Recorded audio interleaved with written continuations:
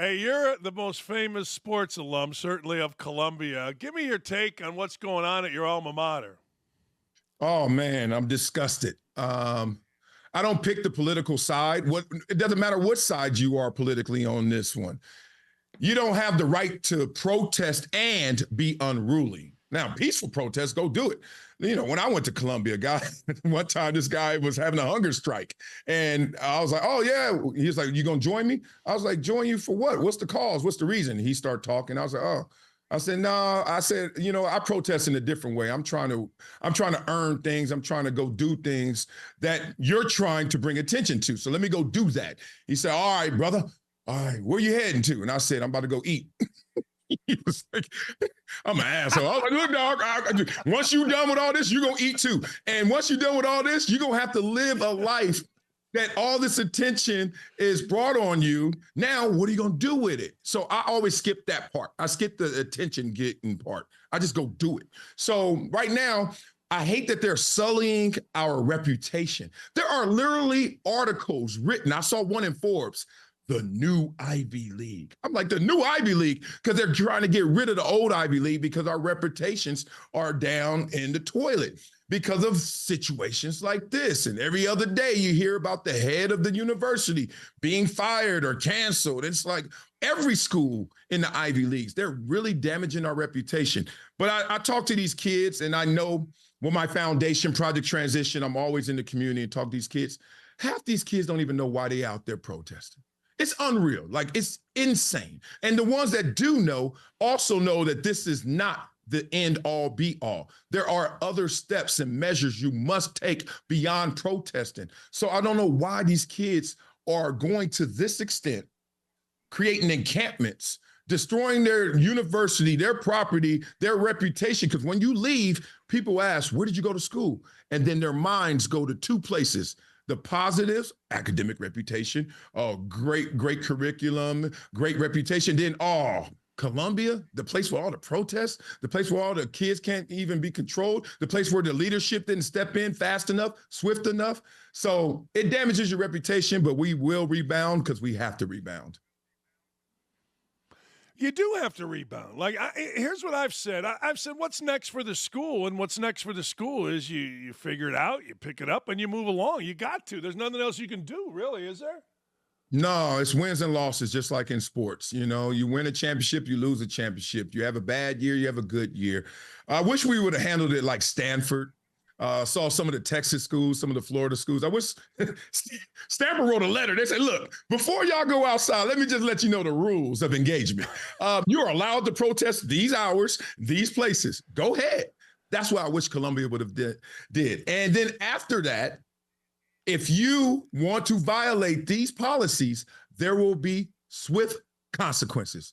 Enjoy your protest. That's all I would have said. And then I would have had the NYPD sitting there like, all right, it's 5:01 p.m. We said they got to 5. Let's go and let's do our job. But, we're in a society where everybody is trying to pander and appease all, which means we really don't get anything done because you can't move the needle for all. You have to move the needle in the right direction. And some people are wrong. It's actually okay to say you're doing the wrong thing, which is unruly protests. I'm not talking about what you're protesting. Can you understand that? You're a college student. You should be able to. You just can't do it in this fashion. Wish Columbia would have came down with a heavier hand in that situation. Hey, I know you got to run, but before you do, I protested one time because a hot girl asked me if I wanted to protest apartheid when I was in college. I said, hell yeah, what are we doing? She goes, we're sleeping in a tent in Dunn Meadow. I go, I'm in. Hot girl, I'm in. Am I staying in the tent with you? I'm like, yeah, man, I'm in. What are you, crazy? Of course. Hey, man. last thing. I wish I would have saw her instead of that dude that was hungry. I might have protested with her, but not the hungry guy. Hey, last thing. The NFL, let me ask you a couple things real quick. These quarterbacks, how difficult is it now for a quarterback to come in? We've seen all these guys drafted. Used to be, even when you played, dudes would sit maybe for a year or so. Now everybody's expected to go in. From your viewpoint, how difficult is that? I think it's easier than it was because they don't have the same resistance from the organization, from the coaches. Think about the position of quarterback. It was almost archaic where they were looking at a guy and they said, we want you to have arm talent. Duh. But when you had the ability to be running quarterback, mobility, Steve Young, Randall Cunningham, Mike Vick, they faced resistance in the play calling. Like, we don't want to expose you to danger. Last time I checked, statues get hurt in the NFL as well. Peyton Manning missed a year with the neck. Tom Brady missed a year with the knee, etc. Right? They almost tore Joe Theismann's body off. Half of his torso is gone. Like, So I used to watch these quarterbacks like, why won't they allow them to be who they are in full capacity, full potential? And now I think they're there. Like you can see that they have design runs. Patrick Mahomes, Lamar Jackson, CJ Stroud, young guys. Like they allow these guys to come in and now express themselves in full potential. So that's a positive. That makes it easier. They don't have the resistance of yesterday. But also what makes it easier is these kids, I don't know if I want to say smarter, but so much more is dumped on their minds and their experience. They have the information and information overload. They have the world in their palm. So these kids are 8 years old talking about cover 3. These kids are growing up in high school and elite camps and college. They know what I know from the NFL, they know in high school now. And I can see it when I go and host my camps. I'm like, these kids are well versed. So what comes with that is now you have a more mature player who has greater capabilities. And now you are open to allowing that full player to express himself on the field. And the best part about it is, when I grew up, everyone wanted to be a running back. Then that kind of switched to everyone wanted to be a wide receiver. Now, some of those big 6'5", 6'6" guys who would have been a receiver or tight end with that athleticism is throwing the football. Boy, these quarterbacks are getting bigger, they're getting faster, and they're just more athletic. So it's just going to open up the entire game. Speaking of kids, I loved your wife on Real Housewives. I loved her. Loved her. I'm a big Real Housewife guy. You know what I mean? Talk. Loved your wife. I liked her a lot. What the hell happened here? Oh, yeah, man. Well, I liked you on there. You were always enthusiastic. You were pumping your fist. You were doing all. What the hell happened here? Okay, let me ask one question. Can you see me? Because I can't see me. Or am I being? Yes. You see me? Yes. Okay, good. I can see you. Right. Yes. Yes. Right.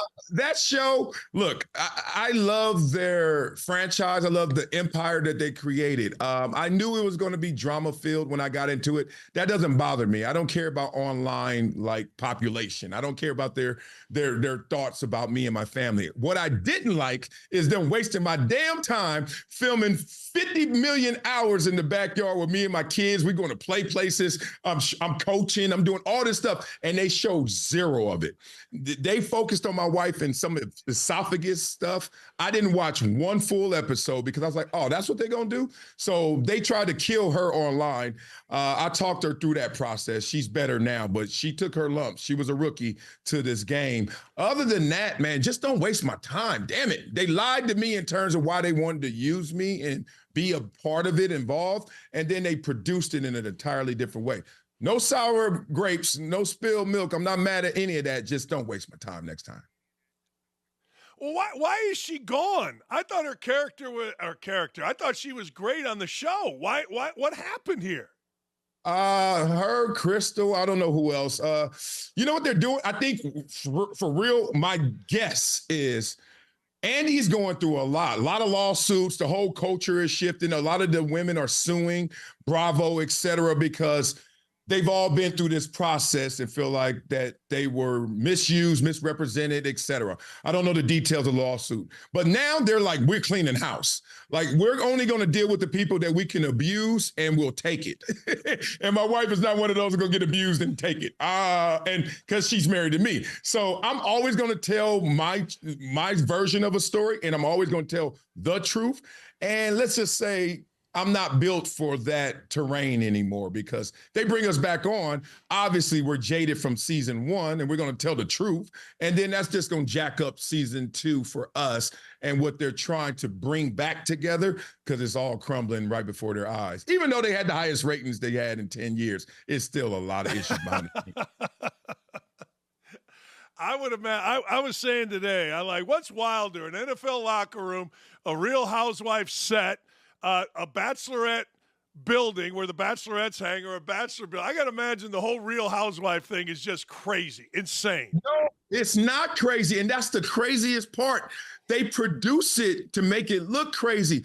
Dude, these girls are coming from air-conditioned studios. They're coming from back in the green room. They get on stage. They're all friendly, or if not really friends. And then they ask a question and divide them all on that question. And then next thing you know, emotions take over and now they're mad. But they're only mad on that stage. They get off the stage, they get back into their chauffeur limousines, and they're like, where are you going next? And I'm like, and then this is where it really gets crazy. None of that is a problem. I'm looking at these women like, what are y'all talking about? This is the best job in the world. Then all of a sudden the episode comes out and everyone responds. Did you see what she had on? Did you hear what she said? Oh my God, why does she care? Who does she think she is? And then they respond to that. And then that's when they get psycho. That's when they lose their mind. That's when they forget they were just in a limo VIP at the cocktail party. It's crazy. That's what they do. They produce them crazy. But the experience, man, that was the easiest, sanest thing I've ever did in my life. I wanted to do more, but I understand why we can't do more. Hey, I appreciate it. Thanks for the time. I know you got to run, get your kids to school. Tell your wife she got a lot of fans, man. Tell her thanks for being on. Loved her. Thanks. I will, man. We will talk soon again, Dan, and appreciate you, man, all the support and love for you guys. I'll talk to you soon.